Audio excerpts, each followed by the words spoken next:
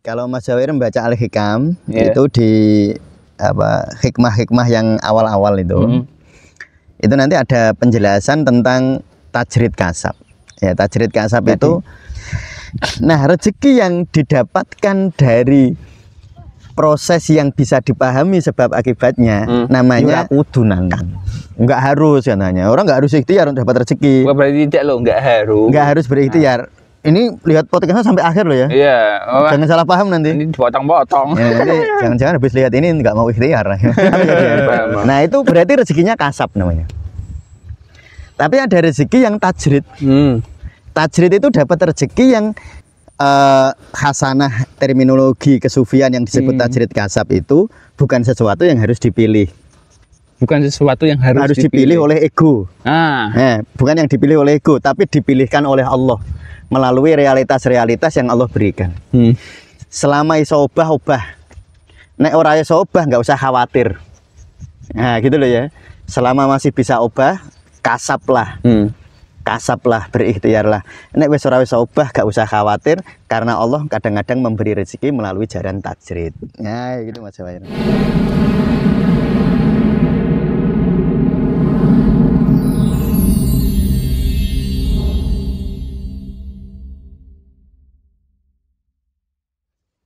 Assalamualaikum warahmatullahi wabarakatuh. Waalaikumsalam warahmatullahi wabarakatuh. Kali ini dengan cerita sawah saintifik. Ini episode spesial, Pak. Ya, spesial. Bagi Mas Jawir spesial. Bagi saya juga spesial sih. Kita sedang di kampung halaman soalnya. Ini banyak pohonnya, Pak. Pohon. Ini pohon Bogor, pohon siwalan nih. Pohon siwalan ya kalau orang. Kalau ini bako, ini tembakau. Itu pohon siwalan. Oh iya, Pak. Udah pernah makan siwalan belum? Sudah pernah. Udah pernah? Sudah pernah. Ya udah. Kalau belum ya cari istri orang sini. Banyak siwalan.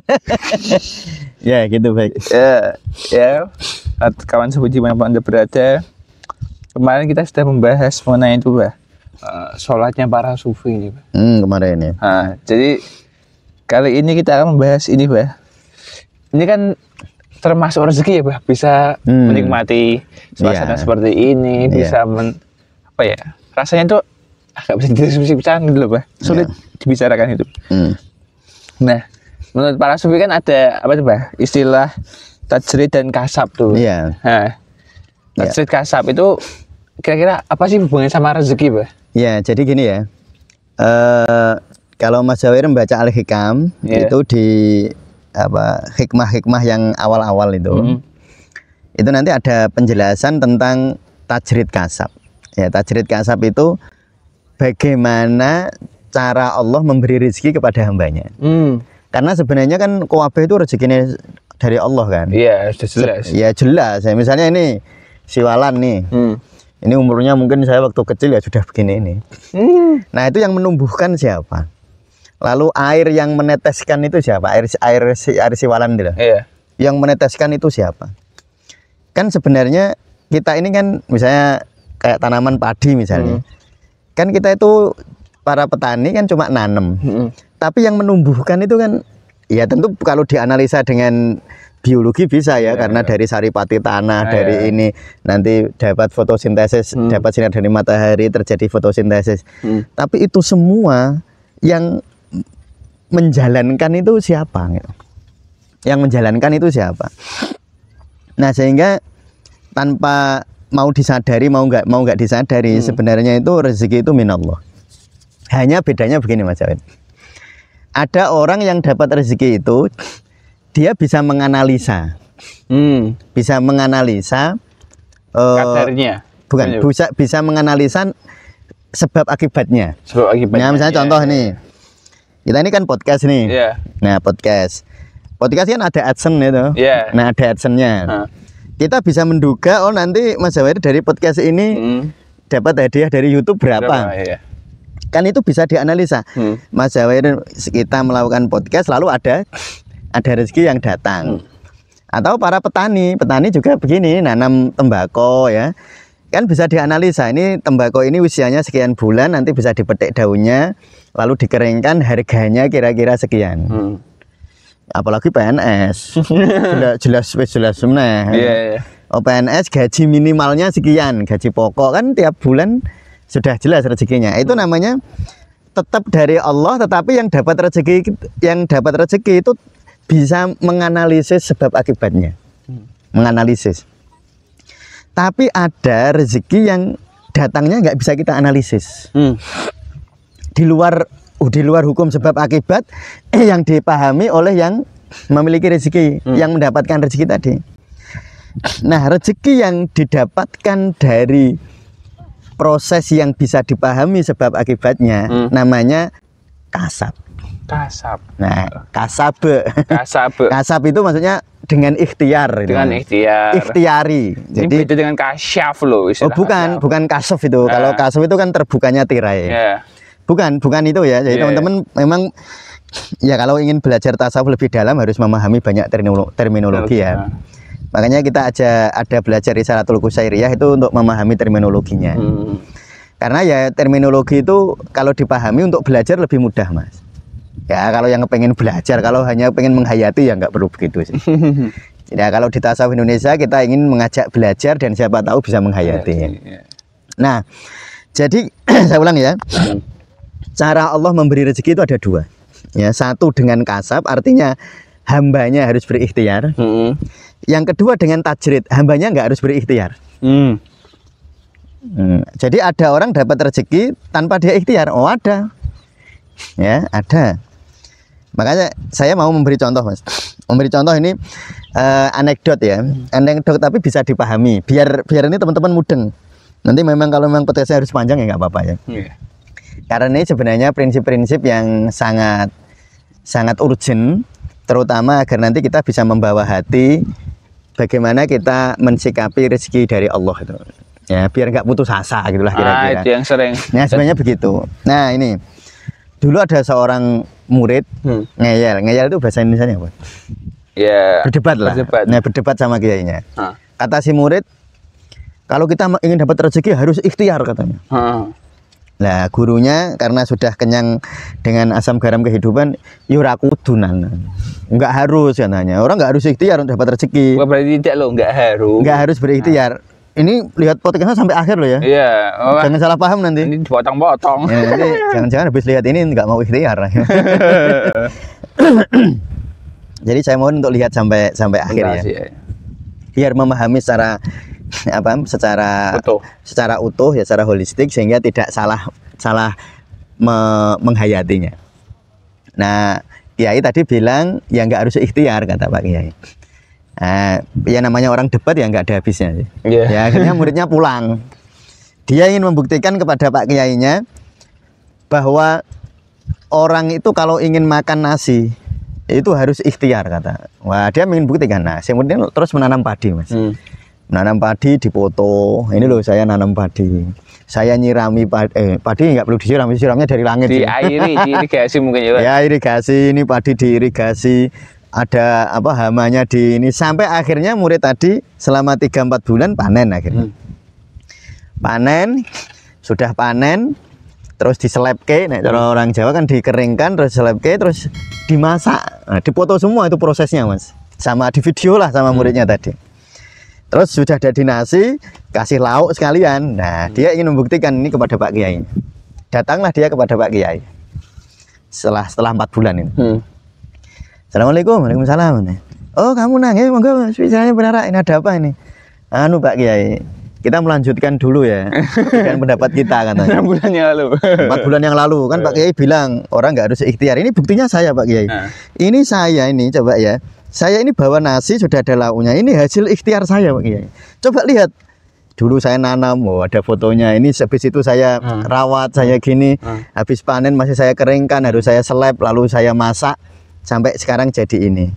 Nah ini loh Pak Kiai buktinya bahwa orang kalau makan nasi itu harus ikhtiar.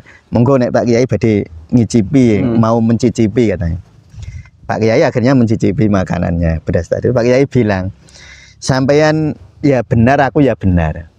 Lah kok bisa Pak Kiai? Lah saya makan ini juga nggak pakai ikhtiar kan? Kamu ngasih saya makan. Saya nggak perlu nanam, saya nggak perlu merawat, saya nggak perlu nyelep, saya bahkan nggak perlu masak. Kamu jangan ngasih saya. Berarti kamu dapat nasi ini karena ikhtiarmu, saya dapat nasi ini bukan karena ikhtiar saya. No, itu loh Mas Jawair. Jadi paham ya? Paham, Bang. Nah, jadi yang namanya kasab adalah orang dapat rezeki dengan hukum sebab akibat yang dia pahami.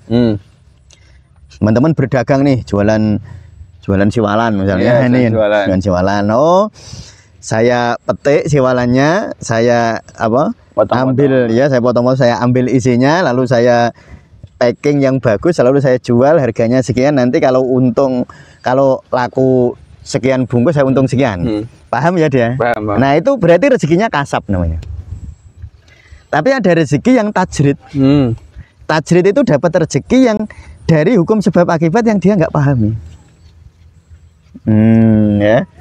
Terus bagaimana? Kalau gitu kita milih yang mana? Nah itu pertanyaannya. Malah milih. Nah, sebenarnya begini. Kalau kita dalam posisi kasab, ya kasab lah. Tetapi seandainya kita berada di dalam situasi yang sulit, yang menurut benak kita, aku golek rezeki kok ya, susah begini ya Allah gitu. Terus lalu kita putus asa, lah itu salah. Kalau kita pas nggak bisa ikhtiar itu udah iso. Contohnya ini contoh yang ekstrim nih. Misalnya ada orang jatuh lumpuh akhirnya dia nggak bisa bekerja. Nggak bisa. Memang nggak bisa bekerja, bukan nggak mau loh ya. Iya, nggak bisa. Jadi kita nggak nyuruh orang nggak mau bekerja, bukan. Tetapi memang kalau dalam situasi memang dia nggak bisa bekerja, itu wayai tajrid. Berbaik sangka kepada Allah. Berbaik sangka kepada Allah. Iya, walaupun segala rezeki ya. Iya betul. Dalam hal rezeki ini, kalau kita memang sedang dalam kesulitan, tidak boleh dan tidak ada kata putus asa. Karena Allah itu nak meni rezeki jalannya dua tadi. Bisa kasab, bisa tajrid, bisa melalui ikhtiar, bisa melalui tidak ikhtiar. Dan Allah mampu. Nah, tapi milih mana lah itu. Makanya ini ada kisah nih, kisah lagi biar paham nih. Membuat analogi itu penting Mas. Ya dalam Mas Jawair kalau nanti menyampaikan ajaran-ajaran tasawuf paling bagus dengan analogi. Nah, analogi itu membuat orang memahami. Kalau dijelaskan secara naratif itu kadang-kadang deskriptif itu ya memang kadang-kadang susah ya. Nah ini saya buat analogi yang sangat bagus ini. Ada seorang murid sufi bilang kepada gurunya, Pak Guru, Pak Kiai, saya mau semedi, saya mau uzlah ke hutan Pak Kiai. Oh ya silahkan, mau apa nih? Saya ingin mencari inspirasi. Mau mencari ilham atau mencari ilham ya. Namanya anak muda kok. Ilham gimana? bukan Mas Ilham. Kalau di tempat saya ada Ilham jualan tempe penyet ya. Senengannya istri saya itu beli penyet di Pak Ilham. Nah lalu Pak Kiai tadi mempersilahkan muridnya ya. Lalu muridnya datang ke hutan, dia hanya sangu ala kadarnya. Tiap pagi dia cari di hutan itu cari buah-buahan yang bisa dimakan ya. Ya terus sorenya malamnya dia zikir ya kepada Allah itu. Nah suatu ketika Mas, beberapa hari setelah murid ini berada di hutan, dia melihat ada seekor singa. Itu singanya kakinya lumpuh, nggak bisa jalan singa itu. Tapi dia heran, ini murid ini heran. Ini singa ini lumpuh tapi kok gemuk gitu. Lumpuh tapi gemuk. Lumpuh tapi gemuk kan, bayangan kalau lumpuh kan dia nggak bisa cari makan kan. Tapi kok gemuk gitu. Kata si murid tadi. Ya. Kata dalam hatinya. Dia heran, kenapa ini singa ini lumpuh tapi kok bisa gemuk gitu. Akhirnya dia amati Mas Jawair. Seharian dia nggak cari makanan, dia hanya ngamati singa itu gimana cara observasi dia, cari data gimana caranya diem kok bisa dapat rezeki kan gitu. Nah, terus singa itu sore-sore ternyata ada musang datang. Musang ini membawa dagingnya dikasih si singa. Musang bawa daging buat singa. Nah, singa ini ngasih daging kepada singa. Besoknya dia amati lagi, ternyata setiap pagi sama sore musang itu datang memberi makan si singa. Nah, murid ini akhirnya dia mendapat inspirasi. Oh, ternyata Allah itu kalau yang ngasih rezeki caranya begitu ya. Kita diem aja ternyata bisa dapat rezeki.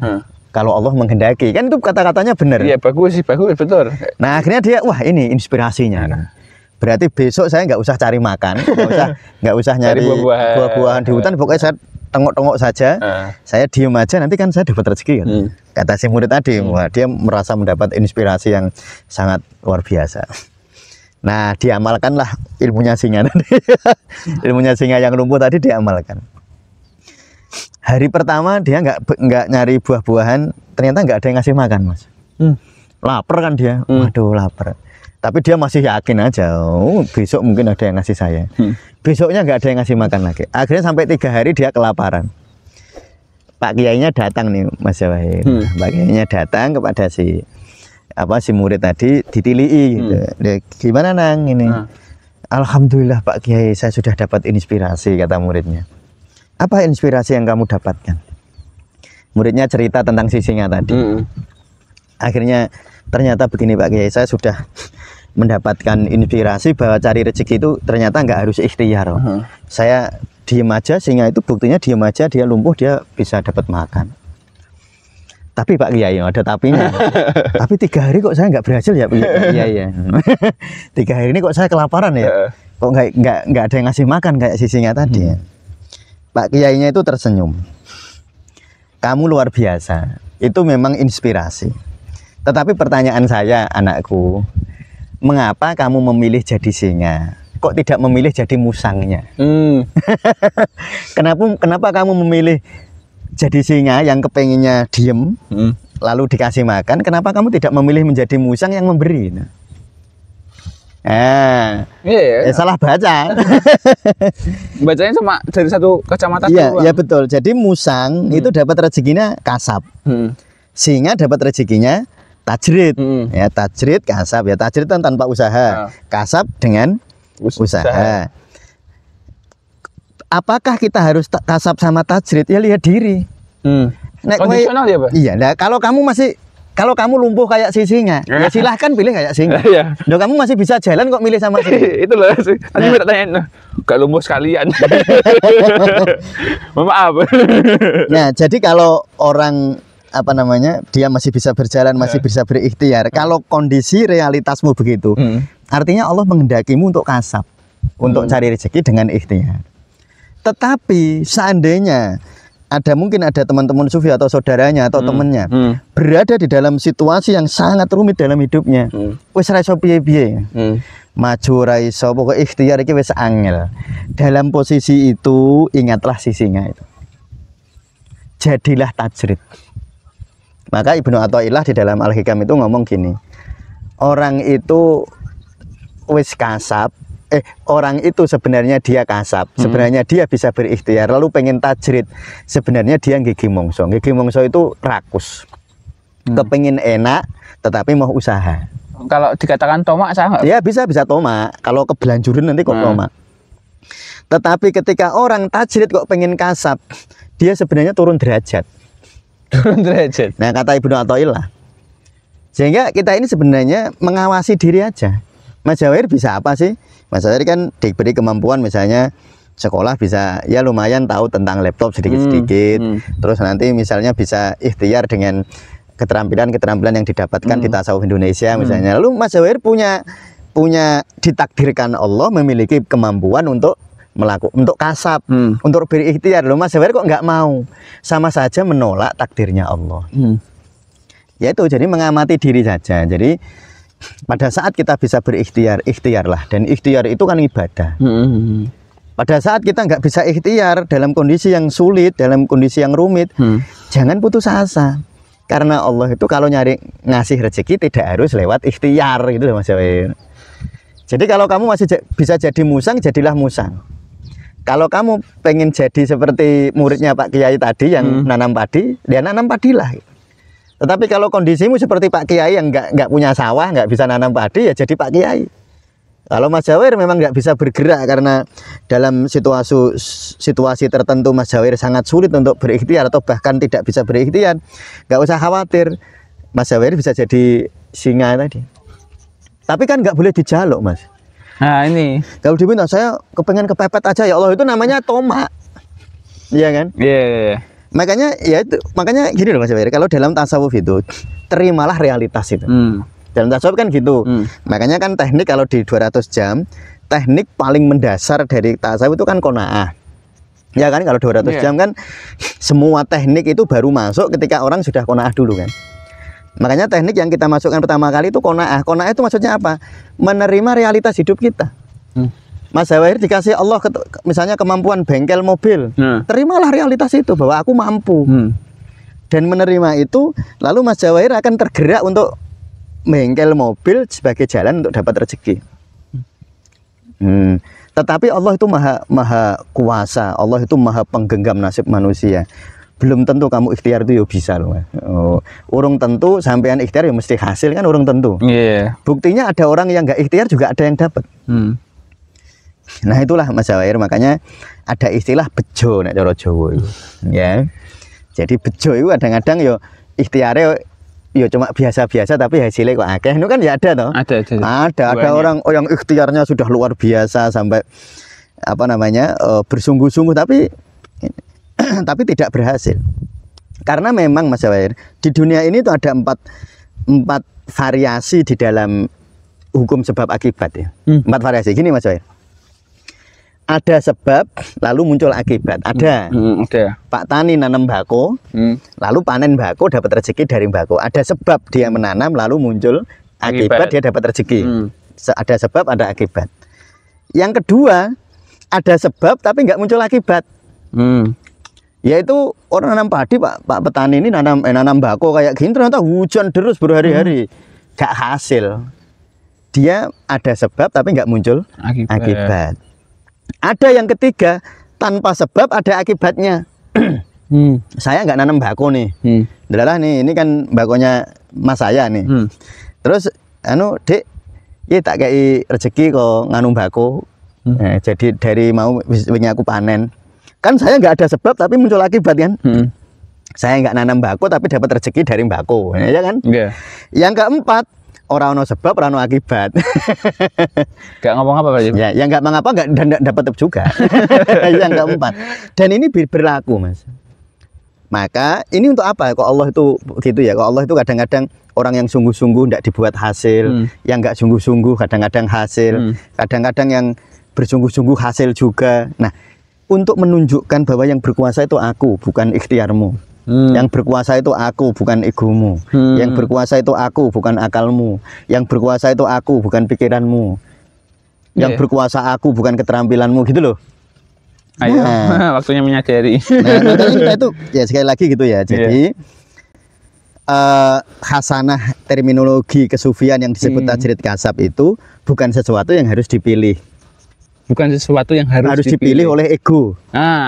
Bukan yang dipilih oleh ego, tapi dipilihkan oleh Allah melalui realitas-realitas yang Allah berikan. Selama iso obah.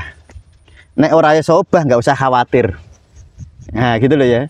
Selama masih bisa obah, kasablah. Kasablah, berikhtiarlah. Nek wis ora iso obah nggak usah khawatir karena Allah kadang-kadang memberi rezeki melalui jalan tajrid. Nah, gitu Mas Jawahir. Sepertinya kita perlu membahas yang mengenai 4 itu sebab akibat. Yang 4 variasi tadi ya. Ya silahkan nanti diperdalam lagi. Ya, besok mungkin kita akan perdalam lagi mengenai 4 sebab akibat itu. Tapi ya utamain dulu. Ya kita mulai menyadari kita itu kasab apa tajrib ya. Ya dipahami dulu, disadari dulu. Disadari. Yang sering ini yang vital banget sebenarnya, sangat apa ya? Mendasar sebenarnya di kehidupan ini. Iya betul. Di dalam segala hal. Baik mungkin teman-teman ada pengalaman tentang tajrid atau kasab, ya pasti ada lah. Mungkin jarang kita sadari, boleh kok share pengalamannya di kolom komentar. Dan jika teman-teman masih bingung, ya sharing aja di kolom komentar. Insya Allah kita baca. Dan sekali lagi bagi teman-teman dimanapun Anda berada, jika berminat mengikuti pendidikan praktisi tasawuf atau hal yang sejenisnya, bisa kok cek nomor WA di kolom komentar, di kolom komentar, deskripsi maksud saya. Terima kasih, jangan lupa like, comment, dan subscribe. Wassalamualaikum warahmatullahi wabarakatuh. Waalaikumsalam warahmatullahi wabarakatuh.